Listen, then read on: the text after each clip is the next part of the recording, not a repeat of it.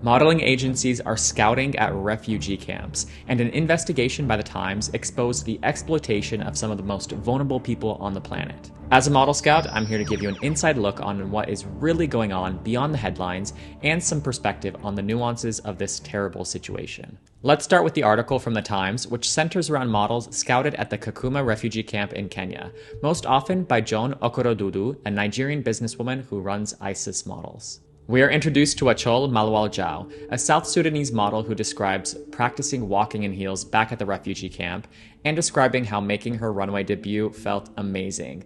But after 6 months in Europe, she returned to Kenya with debt to her agency around 3,000 euros.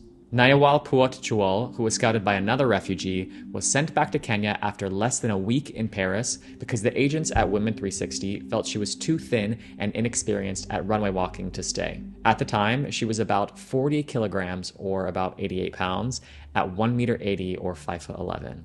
Nayabalang Gatwech Puryen is another model sent back to the Kakuma camp after 17 days. She wanted to clear her debt and get out of her contract, and when she asked Select for her accounting statement, she found out she owed about 2,800 euros. Bilini Manyang was scouted by ISIS models in 2019, and when she decided to terminate her contract, she claims Mama Joan of ISIS models told contacts in the modeling industry not to work with Bilini, or she would withdraw other models. We also hear from Rejoice Chuol, one of the success stories from the Kakuma camp that has walked for everyone from Alexander McQueen, Hermes, Fendi, Prada, just to name a few, and was a nominee for Models.com Breakout Star in 2023. Rejoice is the success story that scouts can show to sell a dream, but as wonderful as her story is, it unfortunately is not the same for everyone else. The agency getting the most backlash from this article is Select Models in London. To be completely transparent, I've met with Select on my first visit to London after starting my own scouting agency, and of all of the agencies in London, I found the people I met there to be the most rude, arrogant, and unpleasant people at any agency I met.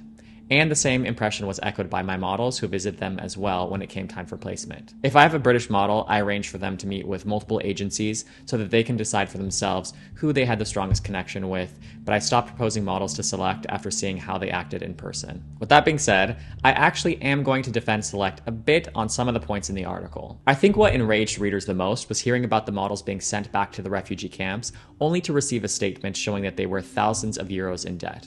Agencies will send models their accounting statements, but it is not a threat of having to pay the debt off. If a model is in debt at their first fashion week and the agency doesn't believe that they will be able to pay it off with modeling work, agencies will simply drop the model from the agency. They do not seek compensation for the debt. Also, regarding the model who was sent back for arriving too thin, as awful as that sounds, I think Women 360 did the right thing by not allowing her to do the castings. Fashion Week can be very physically and emotionally demanding, so someone so severely underweight would have really further compromised their health by going through the entire process. The sad thing is, I'm sure there would have been casting directors that would be obsessed with how thin she was and book her for their shows. This entire refugee scouting situation is a direct result of brands and many casting directors fetishizing dark-skinned African models as a trend in the last few years, because their color is edgy and not urban like black models from the US and Europe.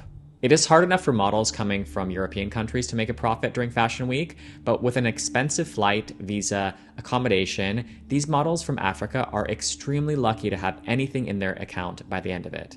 Unlike regular job bookings where the client pays for all of the model's expenses, Fashion Week is a time where models are trying to get booked with no guarantee of a job, so it is a gamble that they and the agencies take. This problem is exacerbated by casting directors who indiscriminately option models for Fashion Week and then release them at the last minute. A model can go into Fashion Week on option for a Prada exclusive debut, Louis Vuitton, Dior, Valentino, etc., and end up booking nothing because the casting directors option way too many models without thinking of the human consequences. If we focus in on the situation regarding the refugee models, it highlights the unrelenting churn of new-face models that casting directors are demanding, and how the most vulnerable models suffer the most from this. If I scout a model from Paris and they have an unsuccessful fashion week, it was a loss of time and of course it would be disappointing, but not at all to the same degree as from a model who had to get into so much debt to travel from a refugee camp with the dream to escape the extreme poverty they were facing.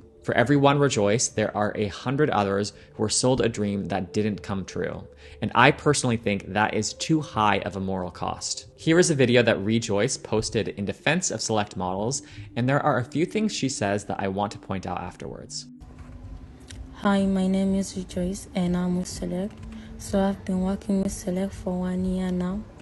And according to my experience with Select, that's the nicest agency ever. When I first came to Europe, I didn't know how to use the metro, or I didn't know my way around, and also I was so poor in English. But they Select took me as their own and also showed me how to use the metro. They also took me to my casting, my fitting, and my show.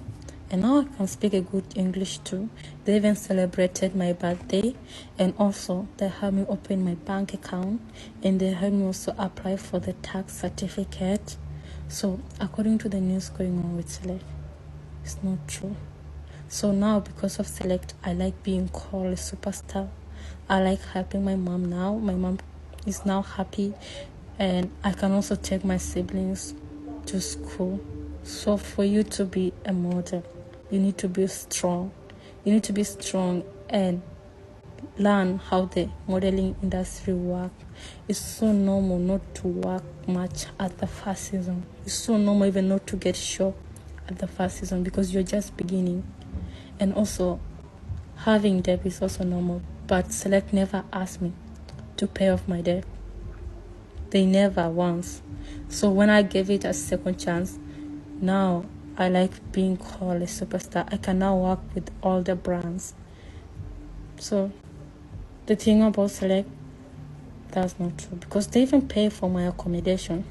The evidence that she provides to show how great they are of an agency, like showing her how to use the metro and help her apply for a tax certificate, those are all the minimum standard of care when you have a model coming into town. She says how it is normal not to work much the first season or even not to book a show, but it should not be normal. The vast majority of casting directors are only interested in brand new faces, ones that have never been proposed before, so most of the time, models only have one shot. Also, bringing models from Africa to work for Fashion Week, let's say they even do a few shows, but still do not pay off their debts because the flights and all the other costs are so high, I feel like there's a name for that. Something where you work and are not paid. Black bodies being exploited by Western countries for free labor. I'm sure I'll remember the term soon. One last thing, the very last thing she says, because they even pay for my accommodation.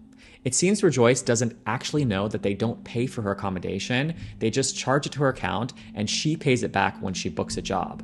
I do not think this is going to change anytime soon. The emphasis on dark-skinned African models has continued since this article came out, but just like the Brazilian and Russian crazes before this, there will just be another area that scouts will go in order to meet the demands of the clients. My prediction is that the demand for Indian models will become even stronger and that Middle Eastern models will become the new trend within a few years. I would like to thank the journalists and the models who worked so hard on this article about the refugee models, and I really hope that the more these types of stories of exploitation are made known to the public, the less they will happen. Let me know in the comments what you think about scouting at refugee camps. Should it be illegal, or are agencies like Select and ISIS models merely providing an opportunity to those less fortunate?